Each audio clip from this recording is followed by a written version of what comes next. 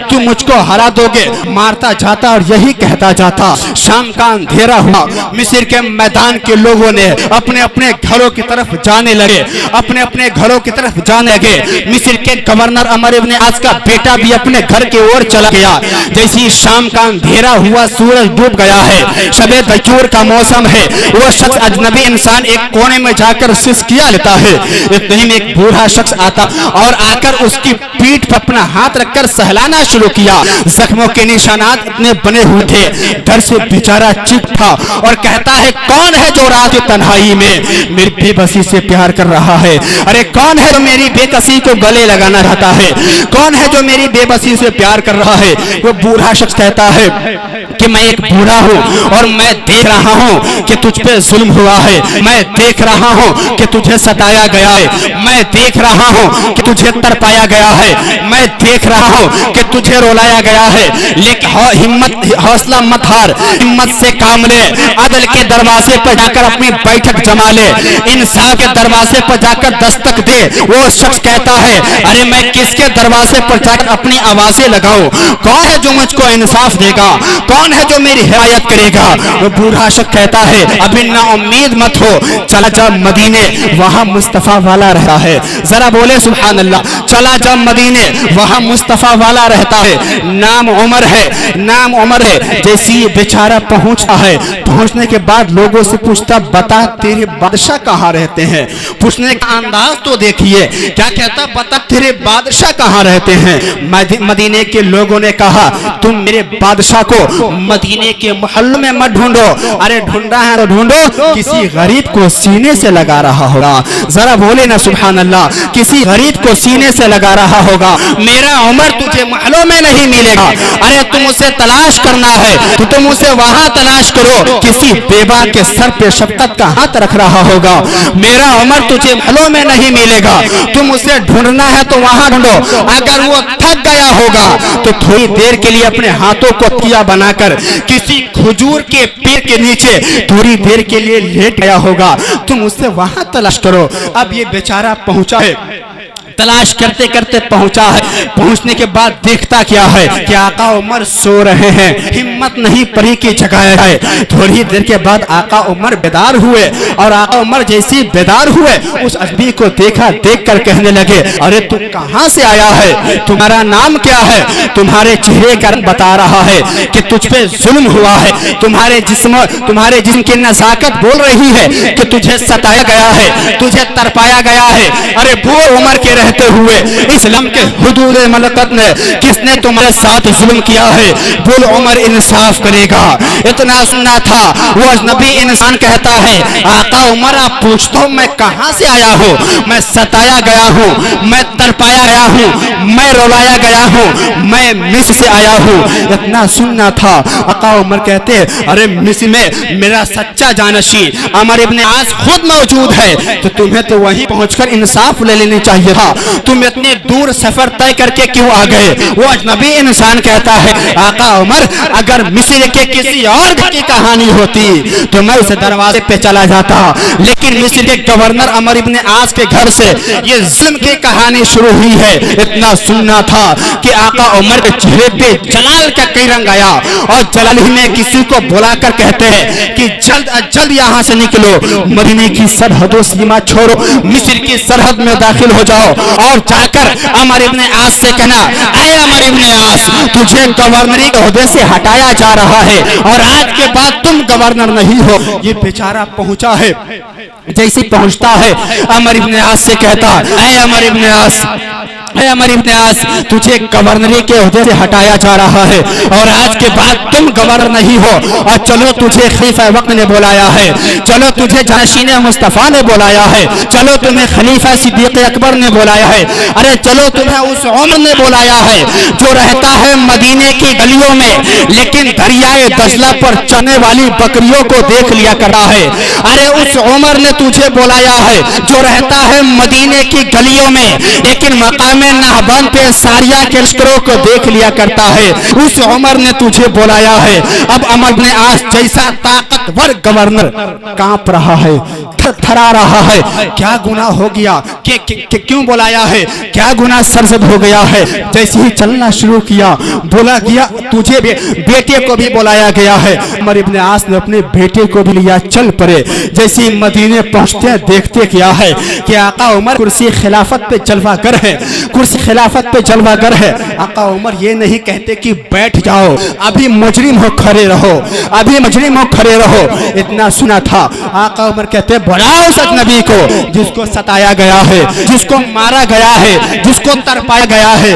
बुलाया गया, अब बुला तो आका उमर कहते देख मिस्र के गवर्नर अमर इब्ने आस के इसी बेटे ने तुझ पे जुल्म किया था, इन्होंने ही मारा था। वो कहता हाँ आका उमर इन्होंने ही मारा था। आका उमर पूछते बता किससे मारा था।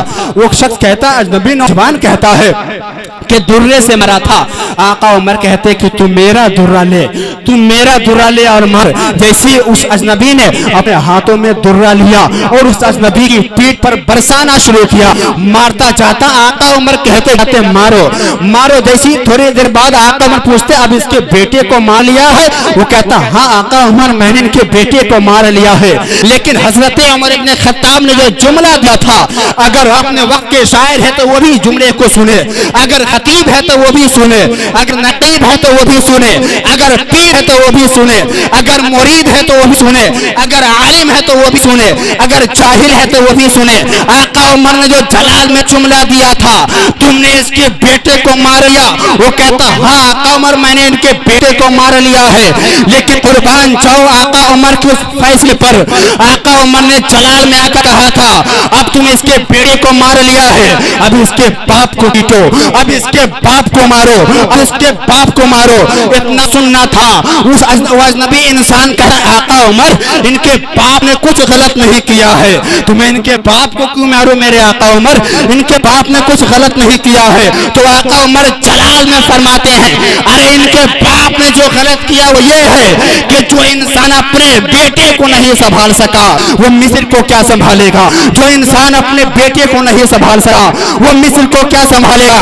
गोया कि उस अजनबी की आंखों में आंसू आ गए, गोया उनके आंसुओं के कतरों ने ये कहा था कि जिस मजहब के अंदर ऐसा इंसाफ होगा वो मजहब कभी भी खत्म नहीं हो सकता है, जिस मजहब के अंदर ऐसा इंसाफ होगा वो मजहब कभी बर्बाद नहीं हो सकता है। बल्कि एक को मुस्लिम हरम की पासबानी के लिए नील से लेकर ताकि खाके कश्कर और अल्लामा इकबाल ये शेर कामयाबियों का झंडा लहरा सका है कि दश्तो दश है दरिया भी न छोड़े हमने, मेरे जुल्मात में दौड़ा दिए घोड़े हमने, और न संभलोगे तो फिर जाओगे हिंदी मुसलमानों, तुम्हारी दास्तां तक भी न होगी दास्तानों में। तो हजरात ये तारीख हमने देखी है, जिन्होंने मुस्तफा को आइडियल बनाना शुरू किया है, जिन्होंने मुस्तफा को आइडियल बनाना शुरू किया है वो भी कायनाते गीते के लिए आइडियल हो गए हैं। मेरे दोस्तों अगर जुल्म को जुल्म हम कहेंगे इस दौर के अंदर तो मेरा यकीन कहता है कि उमर इब्ने खत्ताब तो नहीं, उमर इब्ने खत्ताब का गुलाम जरूर पैदा हो सकता है, उमर इब्ने खत्ताब का गुलाम जरूर पैदा हो सकता है। लेकिन जरूरत इस बात की है कि हम आप सही को सही कहे, गलत को गलत कहे, जुल्म को जुल्म कहे, हक को हक कहे। इसलिए कि आज के दौर में मैं जानता हूं कि आज के दौर में लोग हक पर बहुत मुश्किल से चला करते हैं। ऐसा नहीं, बल्कि ये मुसलमानों का काम नहीं होनी चाहिए, मुसलमानों का यह तरीका नहीं होनी चाहिए। आज हम पे जो जुल्म और सितम क्यों किए जा रहे हैं, ये असल गलती जुल्म और सितम करने वालों की नहीं है, असल गलती अपनी है। हमने अपने अमाल को खो बैठा है, हम जो है गैरों के नक्शे कदम पे चलते नजर आते हैं। उस जमाने के अंदर जो काम मुसलमान किया करते थे उसको मुसलमान को देखकर गैर क्या करता था, लेकिन आज इस दौर के अंदर जो काम गैर करता है आज हम और आप उसको देखकर अपनाते हैं। मेरे दोस्तों ऐसा नहीं होनी चाहिए, बल्कि जो है जुल्म को जुल्म की निगाह से देखिए, इंसाफ को इंसाफ की निगाह से देखिए, तब जाकर हम कामिल मुसलमान हो सकते हैं, तब जाकर हमें कामयाबी मिलेगी, जरूर कामयाबी मिलेगी। अरे वो 313 जब होकर पूरे जंग को फतह कर लेते, 313 होकर न जाने हजारों को मिट्टी में मिला देते थे, न जाने आज हम और आप करोड़ों की संख्या क्या है कि हम बातिल को नहीं मिटा सकते हैं, हम गैरों को नहीं मिटा सकते हैं, लेकिन शर्त इस बात की है कि हमारे अंदर एकता होनी चाहिए, हमारे अंदर भाईचारा होनी चाहिए, हमारे अंदर जो है खुलूस मोहब्बत होनी चाहिए, तब जाकर हम कामयाब हो सकते हैं। मेरे दोस्तों, अल्लाह रब इज्जत की बरगाह में दुआ करता हूँ परवरदिगार आलम हम तमाम मुसलमानों को सुनने से ज्यादा अमल की तौफीक और रफीक फरमाए, कहिए आमीन। इसलिए कि आजकल एक बात बता करो, एक मिनट की बात है, आजकल बड़ी बड़ी कॉन्फ्रेंसें रोजा हो रही है, आप सोशल मीडिया के जरिए देखते होंगे, बड़ी बड़ी कॉन्फ्रेंसें, बड़े बड़े जलसे रोजाना हो रहे हैं और तकरीर 1-2 घंटे नहीं 5-5 घंटे आज के खतीब करते हैं, लेकिन उसके बावजूद भी हमारे अंदर अमल नहीं है। कम से कम थोड़ा सा तन्हाई में सोचने की कोशिश करें मेरे भाई, थोड़ा सा जब आप अपने आप को तन्हा महसूस करें, उस पर जरा गौर फिक्र करें, तब आपको बात मालूम होगी, तब आपको पता चलेगा कि एक खतीब न जाने कितनी मेहनत करने के बावजूद आपके बीच 1 घंटे की तकरीर पेश करता है, लेकिन आप उसकी इस मेहनत का सिला नहीं देते हैं। काश कि अगर 1 घंटे की गुफ्तगू में अगर आप 2-4-5 बातें पे भी अगर आप अमल कर लेंगे तो मेरा ईमान कहता है कि 1 घंटा नहीं 10 घंटे की मेहनत उसूल हो जाएगी। लेकिन शर्त इस बात की कि कोशिश कीजिए, अमल कीजिए, है कि नहीं। अल्लाह रब्बुल इज्जत हम तमाम मुसलमानों को अमल खैर की तौफीक अता फरमाए और तमाम मुसलमानों को सुनने से ज्यादा अमल की तौफीक अता फरमाए। कि जश्न मिलादुन नबी सल्लल्लाहु अलैहि वसल्लम मौका इसाले सबाब, जिस मरहूम के लिए इसाले सबाब की महफिल की गई है, मैं अल्लाह की बरगाह में दुआ करता हूँ परवरदिगार इस बज़्म के सदक़े में